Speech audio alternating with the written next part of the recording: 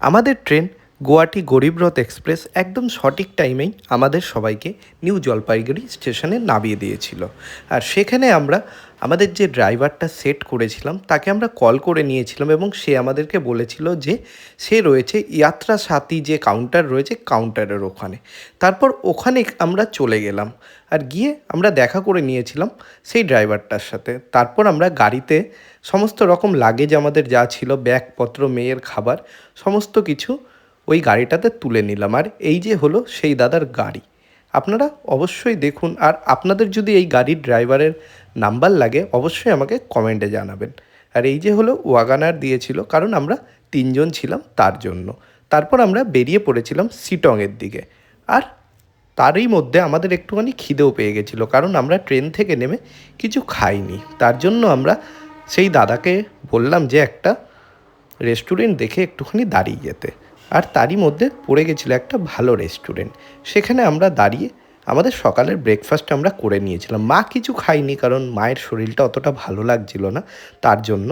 কিন্তু আমরা অর্ডার দিয়ে দিয়েছিলাম সেখানে পরোটা, আর তার সাথে ছিল সবজি। আর সবজির মধ্যে তারা দিয়েছিল আমাদেরকে ঘুগনি, আর ঘুগনিটা খুবই সুন্দর খেতে ছিল।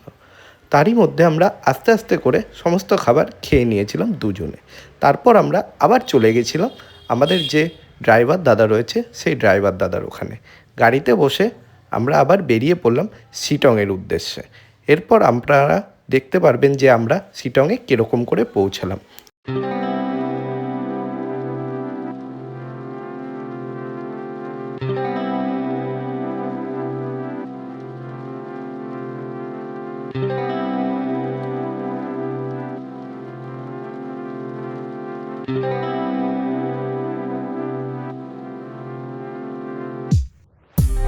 শিটং যাওয়ার পথে আমাদের যে প্রথম পয়েন্টটা পড়েছিল ঘোরার, সেটা হলো আহালধারা ভিউ পয়েন্ট।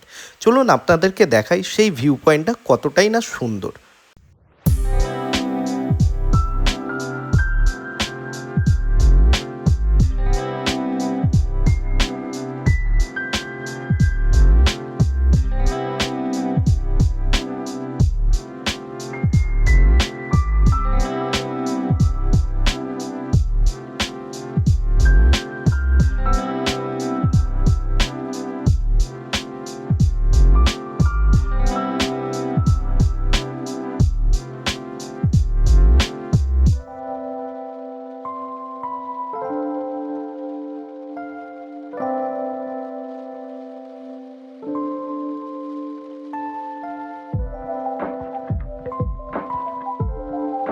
আহালধারা ভিউ পয়েন্ট আমরা সম্পূর্ণভাবে ঘোরার পর আমরা চলে গেছিলাম নামথিং পোখরিতের ওখানে।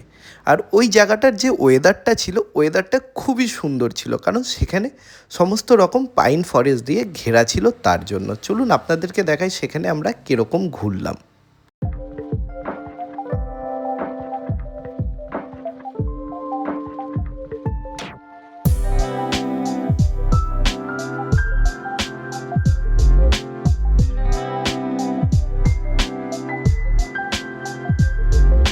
তারই মধ্যে আমরা চিনচোনা গার্ডেন আর ঘুরেছিলাম লেপচা মনিস্ট্রিও। ওগুলোর ভিডিও আমরা করিনি, কারণ আমাদের অনেকটাই টাইমটা লেট হয়ে গেছিলো। আর তারই মধ্যে আমাদেরকে আমাদের যে হোমস্টেটা আছে সেখানে পৌঁছাতে হবে। আর আমরা সেই হোমস্টেতে পৌঁছে গেছিলাম। আর হোমস্টেতে পৌঁছে আমরা সবার প্রথম সেখানে ব্যাগ রেখে আমরা একটু ফ্রেশ হয়ে নিয়েছিলাম। তারপর আপনাদেরকে হোমস্টের রিভিউটা দিচ্ছি। এখানে আমার মা আর বউ দাঁড়িয়ে রয়েছে। আর চলুন দেখাই হোমস্টেটা কীরকম। একদম পাহাড়ের বুকে একটা সুন্দর হোমস্টে, আর সেখানে বেশি মানুষ থাকে না। আর এই নিরিবিলি জায়গায় আপনাদের যে একটা দিন কাটানো খুবই সুন্দর। চলুন আপনাদেরকে দেখাই হোমস্টের ভেতরটা কীরকম। হোমস্টের ভেতরটা পুরো কাঠের ফিনিশিং দিয়ে করা রয়েছে। আর আপনারা বুঝতেই পারবেন না যে এই জায়গাটা কতটাই না সুন্দর না আসলে। আপনাদেরকে আমি কমেন্টে দিয়ে দেবো এই যে হোমস্টেটা রয়েছে এই হোমস্টের নাম্বারটা। আর এই যে দুখানা রুম রয়েছে এই হোমস্টেটার বাইরে পুরো যে শিটং যে জায়গাটা রয়েছে সেটার পুরো ভিউ, আর রাত্রেবেলা তো আরোই সুন্দর লাগছিল। চলুন আপনাদেরকে এবার হোটেলের মধ্যে যে হোমস্টেটা রয়েছে ওই হোমস্টেটার মধ্যে যে রুমগুলো রয়েছে সেই রুমগুলোকে দেখিয়ে দিই কীরকম। এইটা হলো আমাদের রুম দিয়েছিল। আমরা যেহেতু 3জন ছিলাম তার জন্য আমাদেরকে 2টো বেড দিয়েছিল।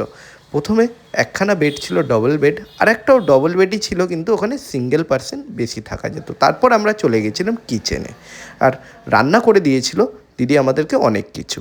তারই মধ্যে আমরা খাওয়া দাওয়া করে নিয়েছিলাম এবং তারপর আমরা একটুখানি রেস্ট নিয়ে নেবো। আর আপনারা ভিডিওটা অবশ্যই শেষ অবধি দেখবেন।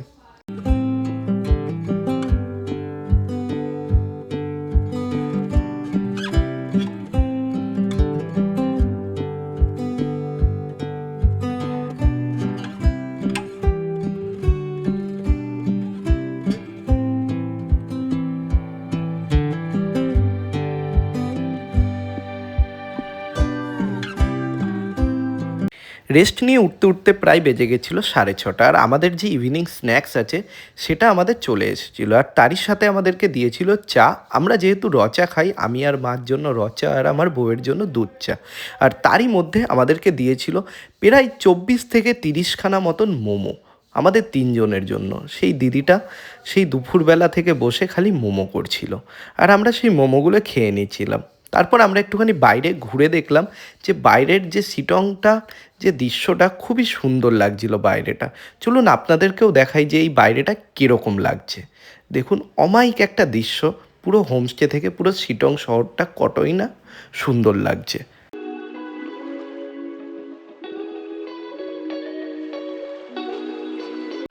আর রাত্রেবেলা হোমস্টের মধ্যে অনেকটাই ঠান্ডা লাগছিল, কারণ এটা পাহাড়ের অনেকটাই উঁচুতে।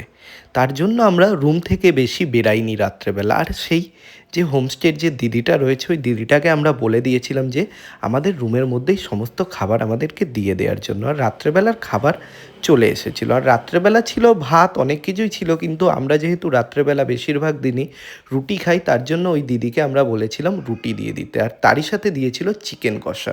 আর চিকেন কষাটা দারুণ সুন্দর ছিল, আর খেয়ে খুবই সুন্দর লাগছিল। আর আপনাদের যদি প্রয়োজন পড়ে যে এই হোমস্টেটার নাম্বার, তো আপনাদেরকে আমি বলে দেবো। আর ভিডিওটা যদি ভালো লেগে থাকে, চ্যানেলকে অবশ্যই সাবস্ক্রাইব আর ভিডিওটা অবশ্যই লাইক করে দেবেন। এবং নেক্সট পার্টের জন্য আপনারা আমার এই চ্যানেলেই পেয়ে যাবেন আমার ব্লগের নেক্সট পার্ট।